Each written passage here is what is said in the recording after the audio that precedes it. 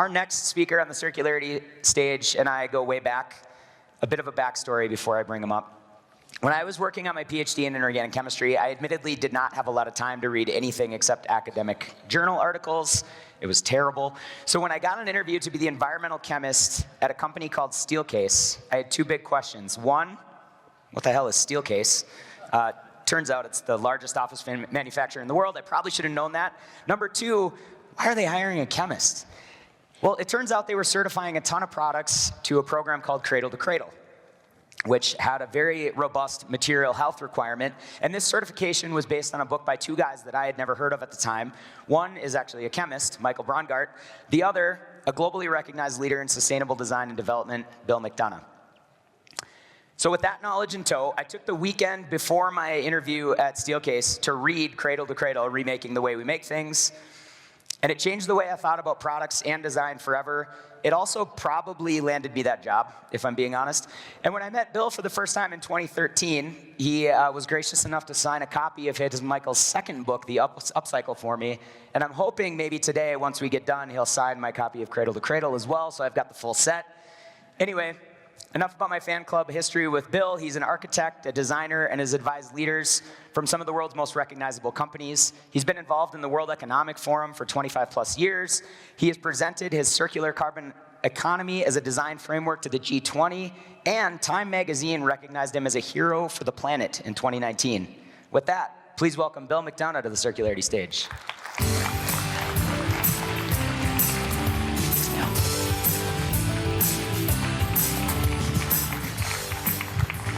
How many people here have read Cradle to Cradle? That's a good start. I've only got 9 minutes. Here we go. I'm going to go very fast and show lots of pictures. So, I'd like to start with this question. This is the question I like to ask when I start a project. How do we love all the children of all species for all time? This will become the question of the new institute we're forming to take our design philosophies out to people around the world who want to learn from them and add to them. I'm a designer. Design is the first signal of human intention. So what are our intentions? In 1991, I wrote the Hanover Principles for the city of Hanover, Germany, to guide the World's Fair. It became the gift of Germany to the Earth Summit in 1992. Insist on the rights of humanity and nature to coexist. Insist. Recognize interdependence. Respect the relationships between spirit and matter. I was asked to remove this one. Why? Because you can't do KPIs. It was number 9 at the time. I said, no, let's make it number 6. Oh no, we're trying to remove it. Let's make it number 3. See where we're going? So it's the one non-negotiable one.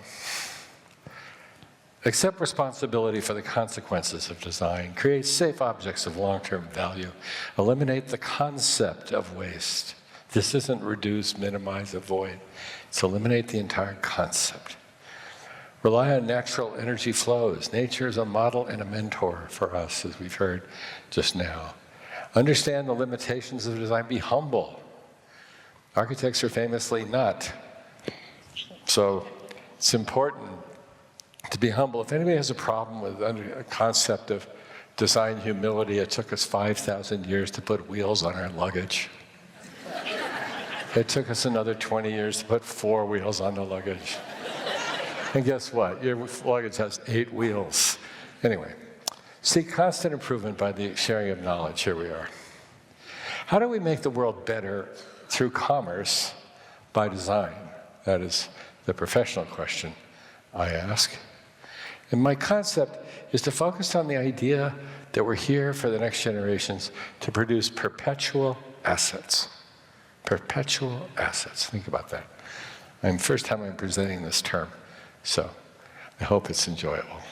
Now, we have techniques that we use and tools. This one is a fractal tile. It's known as a Sierpinski gasket to the mathematicians. And it's self-similarity at every scale, but we can look at economy, equity, and ecology, and so on, and get down to to the specific relationships of these various corners. But what you can also see here is that that little circle at the bottom right corner around economy is the circular economy. And what is it characterized as? The triple bottom line.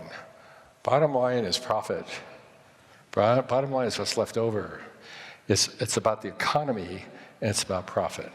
If you look at all of this together, it's the triple top line, we call it. It's revenue, it's growth. Nature loves growth, good growth. We'll come back to that. Cradle-to-cradle design is a way of taking these things and putting them together by intention to execute projects and to execute relationships. We don't just see things as resources, we see them as relationships. Economic relationships, social relationships, natural relationships. I don't like to use natural resources as a term. I like to talk about nature's sources. It is the job of human beings in the context of our needs to turn resources into resources. That's what we're all here for today. So I started in the big public realm with this on behalf of the White House. I represented the United States at this first China-US Center for Sustainable Development that happened after the Earth Summit. And together with my co-chair from China, Madame Deng Nan, Deng Xiaoping's daughter, we created this center, and we were looking at the search for ecological civilization. We studied cradle-to-cradle and circular economy, and those are what we put forward. And the book, Cradle-to-Cradle, which I wrote, and then came out in 2002 with Michael Braungart, Waste Equals Food. Use clean energy. Celebrate diversity. None of these are inconsistent with what we just heard. I introduced this to the World Economic Forum, and had an effective transformation because I was chairing the first Meta-Council on circular economy, in the first Meta-Council at the World Economic Forum. And as a result, we watched the growth of interest in the circular economy as ABN AMRO, the bank, did, watching it grow until today. And here we are, look at us. Look at this, isn't this magnificent? When we started, it was like the circular what? Think about that. What Michael and I put forward was the idea that there's a biosphere and there's a technosphere.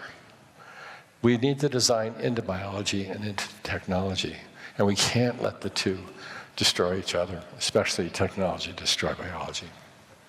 And in biology, we can have products of consumption. We can actually consume a toothpaste that might go into the water. In technology, we can have materials that can go and be used again, because technology is materials for human utility, for use. And one of the saddest things for me is to listen to the term life cycle assessment and keep thinking about we're designing, when I hear somebody say we're designing for the end of life. Please don't use any language that terrifies the children. Designing for the end of life. These are inanimate objects. Please. So we say end of use, because it's about utility. Oh, and if it's the end of use, well then the question is, what's the next use? If you're in the circular economy. So we don't design for end of use. We design for next use. Welcome to the circular economy. Design by intention for next use. Perpetual assets. Because when you put these two together, you get what we're calling the circular economy. It's the cradle-to-cradle circular economy. It's not just do it again. We see so many products that people are going, oh, I'm circular, that makes me good. And they're toxic. And you're going to do it again. It's worse. What happens when circularity is worse? It's when we do stupid things again. No. No. And in 2020, in Nature Journal, there was an article with the title, Global Human-Made Mass Exceeds All Living Biomass. The dry mass weight of human technology, this, is greater than life itself. If you weigh all the living things and all the inanimate things made by humans, We weigh more. The technology now is bigger than biology. So, Cradle to Cradle is about quality. Then it has circular in it, but we want safe, then circular. So, Cradle to Cradle is about quality. That's why we look so carefully at all the molecules, etc.